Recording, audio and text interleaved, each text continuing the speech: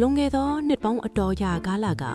စကိုင်းမြို့နယ်တော်ရွာတရွာမှာကျောင်းထိုင်ဖုံးတော်ကြီးတစ်ပါးနဲ့ပစ္စည်းလေးပါးဓာယာကတူမြို့တစ်မြို့တို့ခရီးထွက်ရန်ခရီးသွားလေများစရာစိတ်ကိုင်းတစ်ခုသို့ရောက်လာကြလေထိုအခါတွင်ချိုးပါရွာမှာရွာသားတဦးသည်လည်းထိုစိတ်ကောင်းသို့ပင်ရောက်ရှိလာလေသည်၎င်းချိုးပါရွာသားသည်ဖုံးတော်ကြီးနှင့်၎င်း၏ဓာယာကကိုတွေ့သောအခါအပေရက်တို့ခရီးထွက်ကြပါမည်လေအကြည့်တော့ဟုဖုံးတော်ကြီးဓာယာကအားမေးလေဖုံးတော်ကြီးဓာယာကလည်းလေဖေးခရီးသွားကြမည်ခရီးသည်များထက်ပါသည်ဟုပြောလေ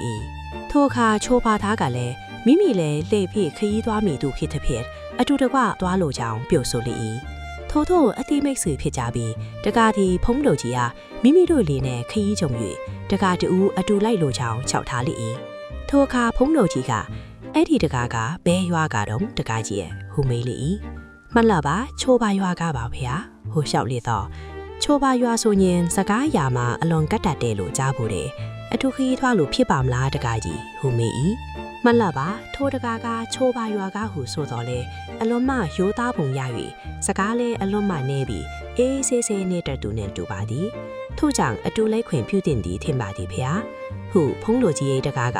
လဲဖတ်လျှောက်ထားတဲ့ခေဖုံးတော်ကြီးကလိုက်ခွင့်ပြုလိုက်လေသည်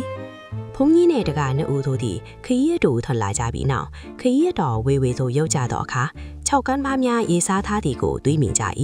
ဖုံးတော်ကြီးကအမတ်မထင်တန်ဆောင်ထဲရေးဆောင်ထဲဆိုတာတဲမန်ပါကလားဟူညီးမိလေအချင်းကလည်းစွမ်းစားချိန်နဲ့အလွန်နီးကပ်လာတဲ့ဖေမကြမီပင်စိတ်ကန်းတစ်ခုတွင်စိုက်ကရနာကြပြီးစွမ်းနှချိန်ပြီးချက်ပြုတ်ရတဲ့အတွက်ဖုံးတော်ကြီးကချိုးပါရွာသားအားထင်းအရှာခိုင်းလေ